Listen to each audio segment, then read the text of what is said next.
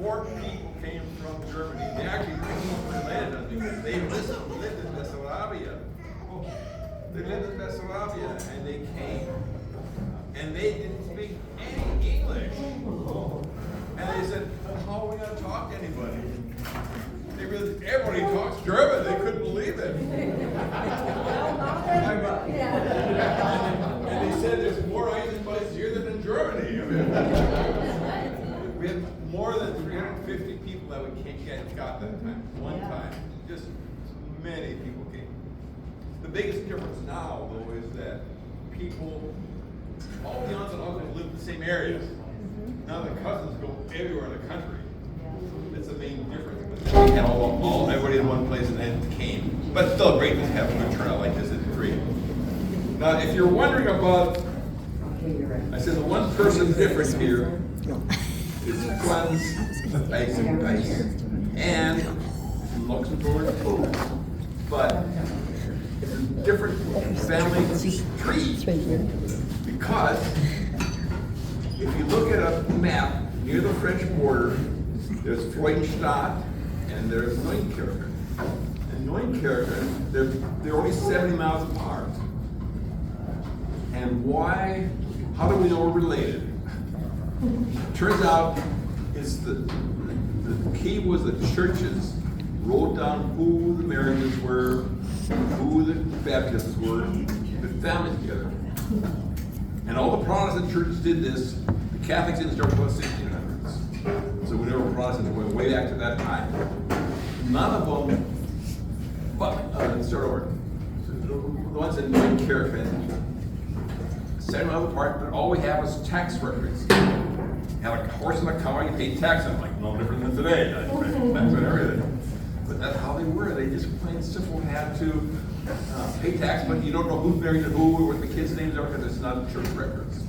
So the church records are the key, and what helped us also is that during World War II, in World War I, they were bombing big cities, not small towns. So the church records wasn't there. We still do that. So that was really important.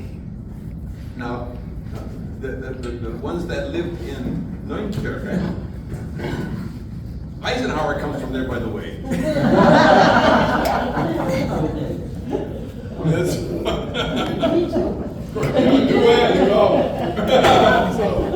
So there's just these things that just really.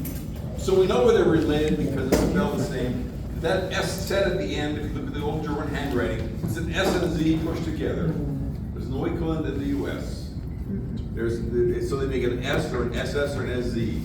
But an S set is a unique character that just doesn't exist. You also see the names. The one other thing that's different is in Germany they have something called umlauts, 2 dots over an O or 2 dots over a U. In the US we don't have umlauts. So you put UE or OE. Say Blickstock, you shape your lips like an O and say E. Blickstock.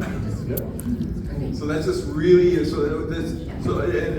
and then you've seen that picture of Eisenbeis.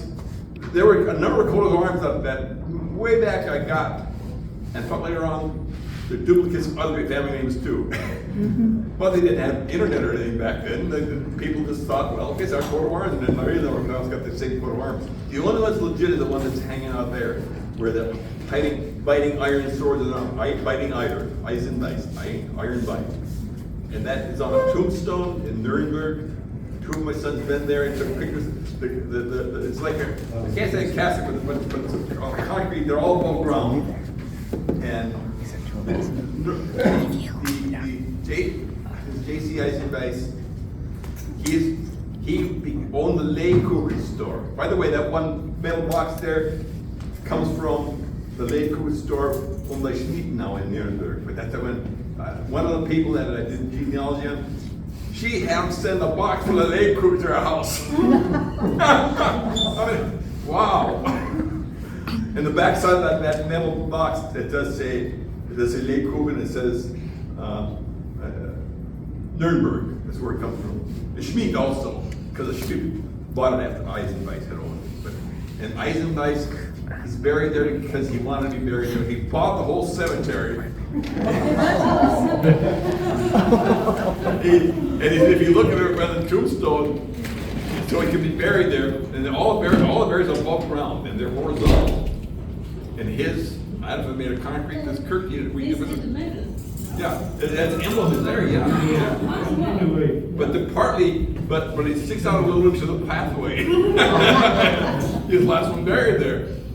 But then some of his kids, Kirk just bought a book and it appears that some other Eisenbeis owned it until about 1930, and then it was told that, I guess, it's the Schmidt family.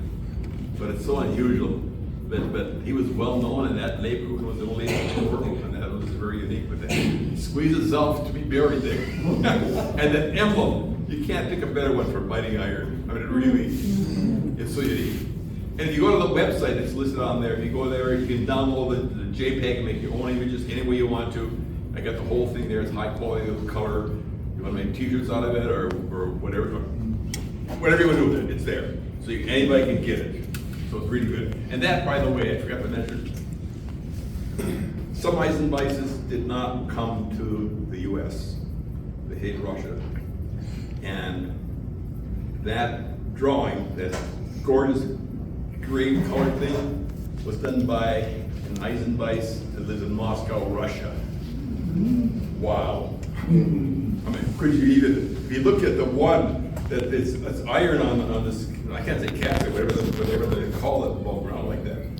But it looks a little tarnished and copper or metal, whatever it is, and they go that gorgeous. It's just wow. Yeah. Oh, there you go. I did. That's a picture here. You can see on the street. Oh, there. It's the way, and there's the. Yep. It's just really, I mean, it's very interesting. And so to me, that's the Eisenbeis coat of arms, because it really is so accurate. I mean, when people want to ask about the name and I say biting iron, I say, don't stand too close.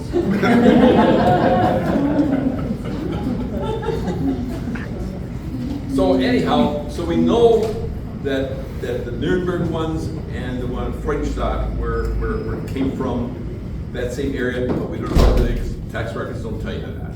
Just they pay tax like we do. That never changed. But it was really nice to get all that pulled together, and Simon Eisenbeis, born in 1595. You know how long ago that was? 1595. It's amazing. And that's where Franz comes from. He's the, I don't know, 12 generations, 13 generations later.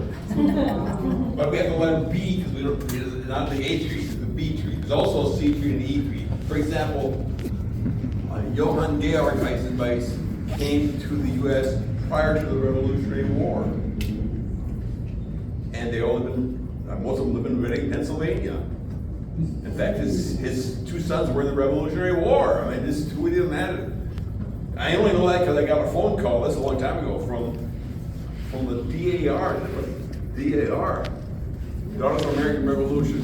They were trying to place their families and stuff, so I got a phone call, and so because he was there, and we don't know enough about him. There's no people that get natural citizenship because we didn't have a country yet. So there's none of those, no obituary from the people. But it was spelled the same way. And so that's a dangling, I think that's a sequel that his family is. Some in Indiana that came during the Civil War. They came and lived in there, I think it was Indiana, Kentucky too, but anyhow, they were part of the Civil War, so they also came. They all did not come from Germany, so I had that other letters in the alphabet, but at some point they'll probably tie, if you could, to be there or be, because it's so unique. It's such a great name. It really is. So, if you look at the very beginning, you have a number. Well, that first number, that 8:3, that means that was the third son of the father. We don't know father's name, but it's the third son. If you look further down, 1, 2, 3, 4, 5, 6 generations later, a -4, Bernhard Eisenbeis. He took his family to Gleichstadt, South Russia.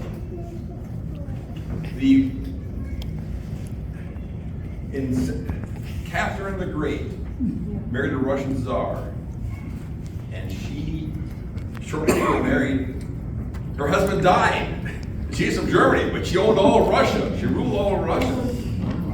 There's a book of this that's fascinating. This doesn't cover this, but I know the Eisenbeis part of it. She invited this area in the North Black Sea area that kept trading hands from Turkey and Hungary, and it cut different, and she wanted to stabilize it. The nomadic tribes through there, and she wanted to stabilize it. So she put this thing out to all of Europe, inviting them, come move to my country. No taxes, interest-free loans for 10 years. You can go to school and church, doing what you want. You keep your citizenship. Your kids have to serve in the army. I mean, it's just all these things. I mean, it sounds good today, but I mean, wow, no taxes. And then what happened was mostly Germans moved to Europe. Even though everyone invited mostly Germans because Germany was their country yet. And whoever the ruler or the duke or whatever they called them back then owned that area. He could take the kids away and sell them off as mercenaries for other wars and stuff. And so all these things that people disliked, and he had to be whatever religion he was. And this thing opened up, and you could whatever religion you wanted, you go move there. And so thousands moved to the Volga River, which flows in from the north into the Black Sea. What happened then? And it worked. It started settling. And then this is 1760s when this happened.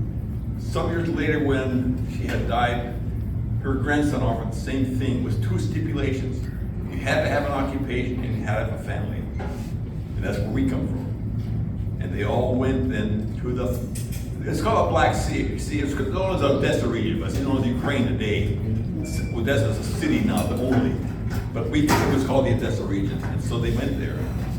And in 1804, what do you have it? I can't find it anymore. 1805, it's off a year. It doesn't matter. But that's when they all settled the Ukraine area that's right now. And it was really a big deal. And the stipulations, like I said, you had to have an occupation and a family, and you could move there. And they did very, very well.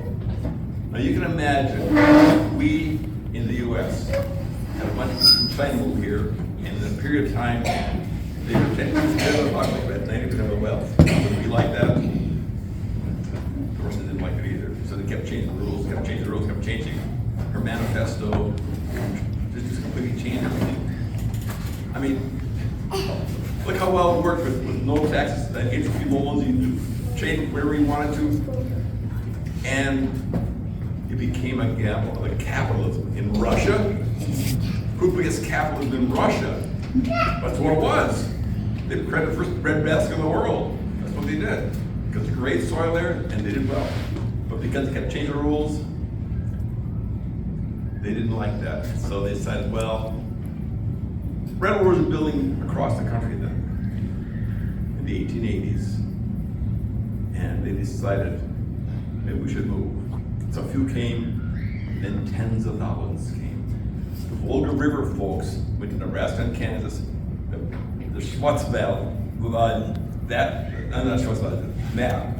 Black Sea. All the ones from that area, that's the region known as Ukraine now, came to the Dakotas. That's where they came. But there's a stipulation there when they came. In the Homesteading Act, the Railroad Settlement Homesteading Act was also get land for a very low price. But it required them to have to live on the land. In Russia and in Germany, they could live in town and farm land around them. The US, you had to live on the land. And it was a big deal. It caused a lot of problems because, in fact, if you look at the old homesteads and old farms, they often had farms in the four corners of a quarter so they could at least have some neighbors. And the other thing was their churches. We had our church north of Beulah. We had German church services, the size of a one-room schoolhouse. You see how big that was. And north of Zap, they had one the same size. They were sister churches. And they did that same, we had the same pastor, and we had German church services until 1966. Last, no more German church services. And so they had to get it. They shared one of our Zap closed down the church and said they shared the pastor from Zap. And he tried to change a lot of things. they did change a few things. And we had to start singing English songs, you know, we couldn't sing German songs anymore. And I was 2 years away from being confirmed in German. That's all, it was just so different. But the men sat on one side, the women on the other side, and that never, ever changed. It was always the same. It was so unusual. And we had a pump organ. There was no electricity. We had like, I don't remember for sure, it's about 4 guys that traded, and a young woman who played pump organ for us singing. And the people always walked away, they could sing. Because they liked to sing, they just loved to sing. Later on, and the most memorable one that's so clear in my mind today is Christmas Eve. There's no electricity, okay? It is gas lanterns hanging down the aisle. Can't see gas lanterns to hear at campsites. The hissing sound. When I hear that, I think of New Year's Eve.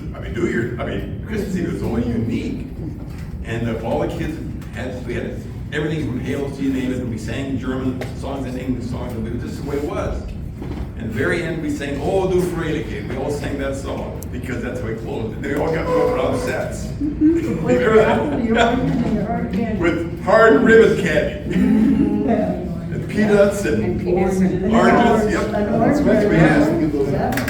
So I remember a lot of stuff about the time. The Christmas, I forgot, the Christmas tree used to have candles, but I don't remember that at all. I was way too little. But then they went to a car battery to power the lights for the Christmas tree because there was no electricity. So it was just really, really unique time. And this whole thing started, if you look at Bernhard Eisenbeis, if you look at your number on your badge there, that's the number 4, that was Bernhard. He moved to Glasgow. Now what's interesting there is that if you look at the census from 1810, the parents aren't listed. Just the kids are. Did they die in the way? We don't know. But only the kids are listed on the 1810 census. Only the kids are listed. So we don't know. That's what you do. But they took care of themselves, and from those then we came. If you look at these numbers on here, the dash 45, and well, you've got the numbers on there. But the 45.2.2, Matthias Eisenbeis came in 1893 at the age of 42. And some of you are descend from him. If you have a dash 4.5.2, that's where you come from. And a dash 4.8 and 4. That's Johann Georg. He went to Glickstadt and then moved in. His two sons of his came in 1893 and 1899. Can you imagine going to a new country when you're 65 years old? You don't know the language, you don't know money, you're going to start over from scratch. And along with him, my grandpa and his brothers came. Why? Just them with their grandparents? Because their dad died and she married someone else and he kicked the kids out of the house so they went to live with their grandparents. And that was common at the time that whoever they married would kick the kids out of the house, started a family. It's just so remarkable. Yeah. And so when they came to age 65, a lot of their kids came and families came. They went to Freeman, South Dakota. Why Freeman, South Dakota, I often wondered. Well, you're not related to him, but great-great-grandfather Jacob. You know how many Jacobs there are? Jacob Eisenbeis there are? I don't know, it's a lot. That's why I have the numbering system, because I couldn't keep it straight up. It's just too complicated. But anyhow, they just did all that. And so these families came also. And they came with all their kids and stuff. His family, 65, all got kids and grandkids that all came then too. And it was so unusual because Freeman, South Dakota, the question was why they go there. It turns out my great-great-grandmother, and your relative also is married Barbara and E. Beekler. They're related to Beeklers.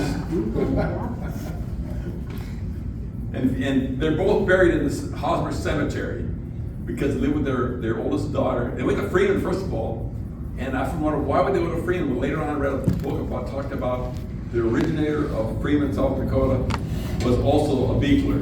And he came from Klickstadt, so he talked with his brother. There's all these interconnections you wouldn't even think of it. So anyhow, but they ended up going to their daughter, Barbara Schlott. Barbara Eisenbeis Schlott. She married a Schlott. Grandpa always talked about Schlotterboss. Schlott means the honored boss. So they had to move there, and they died. They lived there, and then they died there. They were both buried in Hallsburg. And when the first reunion we had, and the second one we had in '84 in Aberdeen, people come up and said, "We often wondered who that Jacob Eisenbeis. There's another Jacob Eisenbeis buried there. They didn't know who this one was. They didn't know. So it was there. So it's just so many things that just starting over. And then I ran across, and it's hard to track down. I don't know if I still have it. An obituary from Barbara Nee Eisenbeis, or Nee Eisenbeis Schlott. She died. They did an obituary, very detailed. The Bismarck Nachrichten, a German newspaper in Bismarck, put this obituary in. And in it, it listed all her brothers and sisters, including 2 sisters that stayed in Russia. So I would never know who their names are even. And had their last names in there just so I know who they married and stuff. So I added that to my genealogy too. It was just so talk about a unique situation that happened. The best sources for genealogy, doing genealogy, is obituaries from early days, more detailed, and acts of naturalization. Now it's that's when you apply, application I should say. When you apply to become a naturalized citizen, you put a lot of information about your parents and information there. The actual citizenship papers is, you're now a citizen, that's all something in there. But the application is worth getting. If you know what county they lived in, you can find that information about them. So that's a really good source. I just don't know what else. The one thing they carried with them that we still do today, a great sense of humor. They laugh. They love to sing. They love to dance. We went to dances all the time. That was the 20th wedding anniversary, whatever it was. I mean, we just went. And the one thing I noticed too, all of them, they always had a fast waltz. We went to other states, they danced 1, 2, 3, 1. Oh, it's terrible. We can't dance.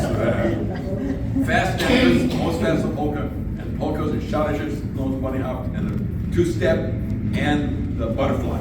You remember the butterfly? Oh, yeah. You swing them, there's 3 walking around to a waltz step, and then it goes to a polka. And the person in the middle gets swung around, that person around this room. You try it out, and you look at the next one. People that we had on Eisenbeis from North Carolina that I called when one of our sons was working at a college co-op job there, and I called this guy, just spelled B-I-E-S at the end, and he said, "Oh, we're not related." I said, "I guarantee you we're related. Where are you from?" He said, "I'm from Chicago." I said, "Oh, Chicago. What about, there's an Eisenbeis in Vaudeville there?" And his silence was, "That's my grandfather. What do you know about him?" He was shocked. Then he believed me. I mean, this is related. And then later on, he checked and found out that his grandfather hadn't changed the name to the spelling, B-I-E-S-M-B-E-I-S. So he found out that we were related. And they came to a reunion, I don't know which one it was, some years later, and they didn't ever dance. I got them on the floor to dance the butterfly. And they were laughing and having so much fun, they didn't realize they could dance. But the butterfly was such a unique dance. And it all went from waltz and polka, and he kept going around and running over somebody. It was really hard. So there's all these things that came with us, and sense of humor, and I can only tell from my experiences, my dad pretty much didn't tell jokes. He always told funny stories. He talked about one time, he became an electrician because there's too many brothers and not a land. He became an electrician. He was one of the few high school kids, or few students from a farm kid that went to high school. He did the correspondence initially, and then the last year and a half he went to town and asked, "Why did you do sooner?" He said, "I didn't have money." So he just went correspondent, and finally went and moved to town and got his high school diploma. And then when electrician, this is in 1947 or 48 when they started doing rural electric, REC, REA now, REA then, not REC. And they went there for parts and installing, and Stanley Grant went there, and Dad asked him all these questions, and Stanley hired him. So my dad became an electrician doing wiring stuff. Well, he was stopped at Uncle Irvin's and helped him with have electric problems of some sort, and Uncle Irvin's going to pay him. And Dad said, no, I don't pay anything. So I gave him a chicken. A chicken. They had binder twine around the legs. So that put that at the bottom of it's a 40 on the Chevy pickup, had to put it up by there, and he stopped at Fred Mason's farm. They had a problem with the stove, so Dad went there and fixed it, and came out, and here the chicken Uncle Luz was sitting on the seat. And he tries to catch it, jumps out the window, and runs. He's chasing all their chickens. And he realized, what's this look like? So he stopped and talked to them about what happened, and they laughed about it, and they went home. That fall, they had packaged a chicken. He said, we know it's yours, it had different colored legs. So that's the kind of stuff that he liked to talk. It was always funny stuff that he did. He didn't like Käsekuchen, which is the cheese kuchen. He didn't like that well. He's out fixing some electrician work at a lady's house in Golden Valley, or a farm near there. And she has this made some Käsekuchen. She'd sit down, give him the Käsekuchen. Well, he thought he'd be polite, he didn't, so he's going to cut it in half. And he starts cutting, and it slips and falls on the floor upside down. He didn't tell her he didn't like Käsekuchen. So that's the kind of stuff that he said. He just had a great sense of humor. And then when he was heading in, he worked until his age 80. For a whole month, and he got his license renewed. He wanted to win for age 80, where he had a great business card. Eisenbeis Electric, 7 retired electrician. If you can't find your shorts, call Ray.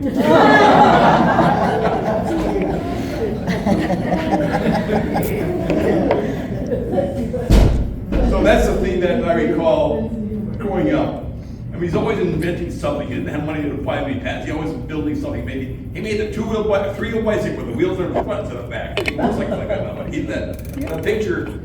It was always in the Buell newspaper in 1980. So that's when he built that first that 3-wheel bike. And then when he patented it, but that's what he did. And you could ride it because the brake handle, you could grip that and it would keep it upright. Or folks can ride it easily because and you go over curb and stuff. He's got a twin suspension up front. I mean, really. Yeah. He's always inventing something, building something. He built a toy for me. I was 1 year old. This would be 1950. It was a box that sold front. You push this lever, a monkey pops up. Push this lever, it's made of masonite. Oh. Push the monkey pops up. He sent it into Fisher Price and wasn't interested. The next year it came out with where you push the piano key and the mouth would open up. So he never got any money from any of that either. But he always was inventing something and did stuff. And then when after he died, I got some letters from John Deere and John Motors and different places. He called him Moline. You had ideas. He built a carburetor that ran on a kerosene wick. Well, because it's better than droplets. It's a gas already. And he ran the pickup for a while, but he didn't have enough knowledge to know how to handle when you go with faster speeds and slower speeds. In fact, he filled it with kerosene instead of gas, and I think right by him. But never. He'd have been a good engineer. He just didn't know. You know, just didn't know. So it's just but it's so much fun going around the group. It's not just Dad. The whole community. You grew up that too. Everybody's always helping somebody else. I was in the hospital when I was 3 years old with spinal meningitis. Who the heck paid for that? They didn't have any money. That's when people threw their money and now pay for that because that's common. And it's even today. I mean, I have a cousin. She has an MS for 30 years now. She's in her 60s now. Pretty young, she's 60s. And so and she was still medication and she's always getting around and stuff. She had a tough time getting into her van. So she wanted a chairlift, but she didn't have money to buy a chairlift. So I called her sisters and said, let's have a fundraiser. We'll make flyers, she keeps them. Okay. My gosh. We did it on an October day after church. We raised how many Fleischkegelers should I bring? She had a Fleischkegel stand there in a truck, went to auction sales and things like that, and she was always selling. So we hired her to come in and make this. Oh, maybe 400. I'll bring 500, bring 500. She went back 2 more times, 850 Fleischkegel. Oh my God. After paying her, they still hadn't made $12,000. Because it's free will offering. Oh yeah. They just threw the money in. Because that's what I grew up with. And you did too, probably. Because we just like helping people. And complain is good. So just let's have fun, let's sing, let's dance. And tell funny stories. Good jokes. No matter what the joke, it didn't hit the dumb thing I did. I used to try to forget the embarrassing things I remember them now because they're funnier than jokes are. It's great. It's a great. I like laughing at myself. Laughing at other people, not so risky. Laughing at myself, that's great. People laugh at you. So that's the kind of thing. And so we can all be grateful for having that. First of all, the risk that our ancestors took. Matthijs and Johan and Jacob and is in Aligakon. Sorry. I don't know when they learned English. We all talk German all the time. My one set of grandparents, I think they never talked English ever. The other ones did. And my mom and dad, all down, they learned English in the one-room schoolhouse with their older students. That's how they learned. And so they taught their parents how too. But that's just what they like to do is help people and have fun. And I just am so grateful that in the risk that these people that came, our ancestors that came to this country, was a big risk. Because you're coming there with no money, you're starting from scratch at that age. But we're glad that it turned out that way. And we're fortunate because we also, not them, but the whole community did to try to help. By the way, Glickstall, a school teacher wrote on the history of Glickstall. Oh, it's all in German, but it's translated to English. And Glickstalls were Bernhard Eisenbeis moved with his family, and then him and his wife died apparently away someplace there. But that's what they grew up with. And they just played. They just tried to help everybody get to grow up and do things. And I often wondered, did they dance the butterfly in Russia? And all the musicians, there was no teacher to teach them how to play. They all learned from play by ear. All of them. Even the organists in church, they don't play by ear. That's what they did. They just and I read the book saying, well, you have to have a music teacher to teach them. No. Don't have it. It's just so So it's really good to see that happen.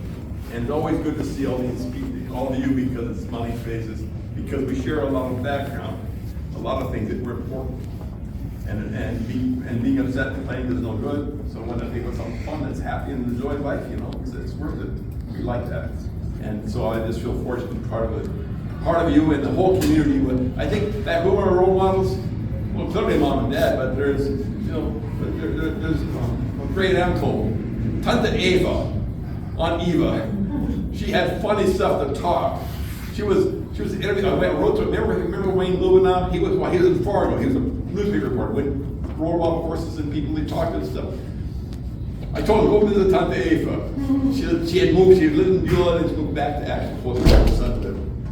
That was her second marriage. The other one died in an accident. But anyhow, the article is hilarious because of the stuff she said. In fact, it's in that book, in my book. I put that article in there because Wayne Lewis her, and she's too busy. She's 89 years old. She's too busy making kuchen and pie for the next day for Easter. And so she comes to me and invites me in. So he sits there and interviews one, and the whole thing. She's talking about the lady who had a facelift and it still looks the same as she did before. The banker's lady, and wife, and she says, and the one part that's so accurate, he said, I heard that you always invite people to come to your house when they, and Namanumu was out in their house. He said, well, I have to make new friends. The old ones are all dead. Now, it's two things. One, it's humorous, but two, it's accurate. Gotta keep making new friends. They say, pretty good. I can't keep making new ones. And I just love that, because that's a classic. It's a and brand embedded here because it's so unique, but gotta make friends. A little bit. So that's, and then my dad was interviewed, our church switched to English in 1966. 1967 I went to college, and when I came back at Christmas, they closed the church down, 67, that December. And they tore the building down in spring. And it was such there were two outhouses. I know which was men and women's side, which was which I don't know, but there were two outhouses there that were always there. The cemetery. The cemetery, by the way, he found an old thing that showed all those adults buried here and all those children buried back here. It's more cemetery because a lot of kids died back then. But he drove by there and realized the outhouse was missing. The double outhouse was missing. So he placed an ad in the newspaper. Who stole it? Why was I stealing outhouse? He placed an ad in the newspaper. The newspaper, he did a great job of Mark talking about this season. He said, well, what are you supposed to do for it? Well, probably the meat they stole, you know. There had to be two people, it's too heavy to carry two double outhouse that big, and it was lifted up. And at the end it says, you know, what are you going to do? We have to replace it, either another outhouse or plant big bushes. So it's just fortunate to grow up in an environment like that where we love to sing, love to dance. I mean, even today, if you go to the nursing home, my favorite care center, every Monday afternoon they sing for a half hour English songs and a half hour German songs every day. And music is amazing how it works. There's some people who are Alzheimer's and can't talk even. They can sing. How can they sing? Without words. It's still up here. They sing without sheets because they've had this chronic brain with Alzheimer's. It's remarkable how that works. That was really, you know, that environment where you help others and have fun and laugh a lot and tell funny stories. And for those things, all of us are grateful for that creed. All of us are, you know, from the same kind of environment. And those really were our role models, not just our parents and the relatives, but the whole community, because they've always wanted to do the best they can. I said talk to the Lord and I wanted to. Any questions? Just cutting up a lot of stuff we're trying to cover here. The book tries to cover because there's so many parts of it. If you get that, if you go to that website, the address is eisenbeis.foxping.com. Fox like the animal, ping like ping pong. What it is. And if you go to that website, there's one that has history and one that has all the genealogy. The genealogy, we have more than 10,000 relatives in that book. It's a few. And then the history part covers stuff like what I just told you from Penn Dave and Dad, but covers stuff that a lady on a wagon train wrote a letter, and I typed it up and printed that book too, because this one I didn't change the spelling or mistakes in the spelling, but who cares? It was a little interesting. So, and there, the Eisenbeis that became very wealthy. Even his brother, they don't know where how they had sent, but they ended up in Port Townsend. They went to San Francisco during the gold rush, ended up in Port Townsend, and then he built literally a house like a castle. It was huge, and it's really something. Port Townsend, and there's a building on Main Street, big building that has his name, Eisenbeis, on it. So we're fortunate to have. It's so unusual to have these kind of things happen, but it's nice to look back and see those things that we just take a lot for granted. You know, we don't know hardship. That's another part of the talk like this.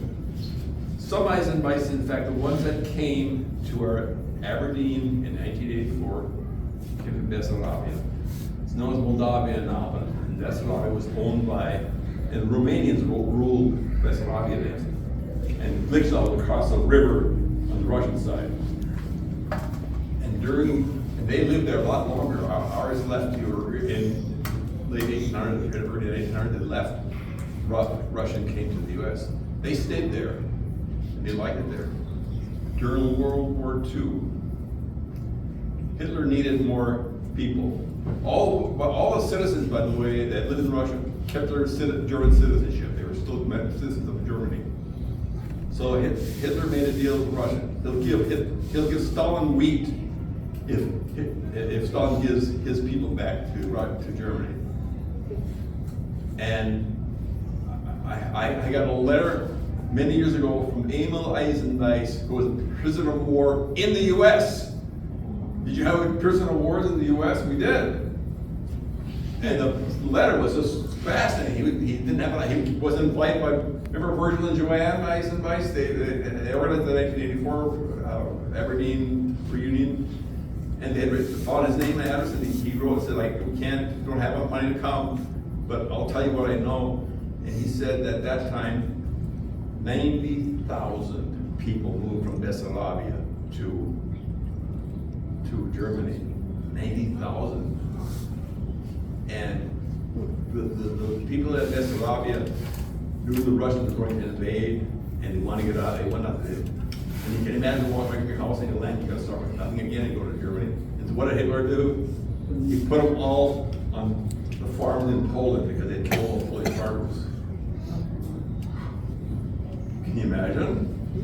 And then when the Russians came from the east, they're afraid of the Russians, so they rush back to the German border, and they're blocked. They won't let them get across the bridge to get into Germany. Many found their way around eventually. There's a book on this, by the way. It's a book that we don't know hardship. We just don't know. And Reinhold and Aaron, I read about them, and Reinhold and Aaron, who were at the Aberdeen, they were part of that group. I didn't know that. I'd love to ask them these questions because it was too late later on. They died, and they didn't know they were old. But it was just something that we just, there's so many things that we just take for granted. We just don't know what, I mean, we don't know hardship. Good grief. Start over. So, there's a good book on this called The Last Bridge by, her last name is Arroyo. And she had someone help her write this book, and she was part of that, and she wrote it, and she died. She came from Lichtenstein also. But it was more Bessarabia that moved to Germany than Lichtenstein. But the book, you don't want to stop reading. It just grabs you. And then I went and looked to see if I got that book a long time ago, and I want to see if we can buy another one. Amazon, $100 a piece. Oh God, I gotta pay that. I tracked down her daughter, who still has the last name Royer. It was California, and tracked down her phone number, and then I got an email out and I wrote to her. She sold me 3 more of those books, and I don't know, $10, $15, who cares? But it's just nothing. But if you send me an email, I'll send you the name of that person. Barbara Royer. But it's a story that we don't want to forget. It's just so gripping. I mean, why? Can you imagine being forced to move to Poland and farm there, and then Russians attack you during the war, and then being blocked from going back into Germany? I mean, just good grief. Well, too much summer, but we still had a lot of fun. We were fortunate. We're fortunate we moved, that our ancestors moved to the U.S., and specifically in North Dakota and South Dakota. And the Volga Deutsche down in Nebraska, Kansas, but we're fortunate that they moved here. And by the way, we were, for many years, that's still the case, the biggest percentage of the population has always been German Russian. Always. There's a lot of Scandinavians, Norwegians, and both South Dakota, there are a lot of them. But the biggest percentage is, it's not the majority sense, but it's the biggest percentage. And they just plain like to have fun, which I still like to do, so. Okay, I talked too much again, sorry. It's hard for me to stay on one thing. There's so many things short. It's just good to see all of you. I really enjoy this so much. Tomorrow morning we're going to have a church service in here, and then at 10 o'clock, and at 11 we're eating some more food. So. and by the way, it's also cool here. So. Okay. Anything else? Anybody want to comments?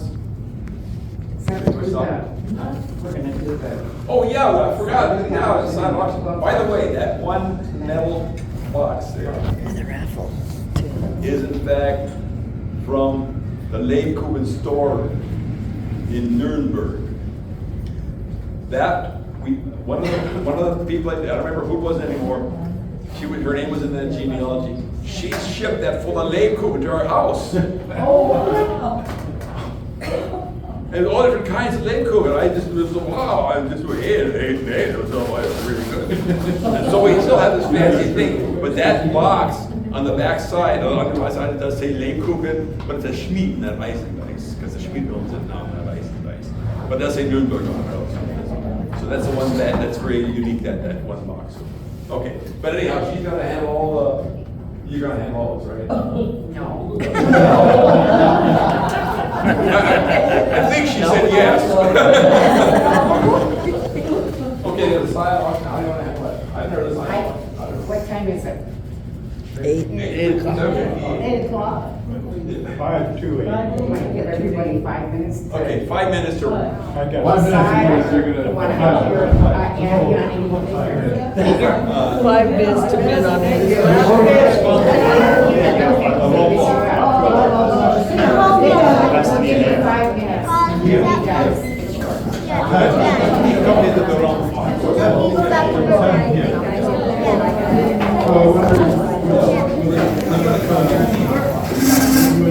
Because it's short. Yeah.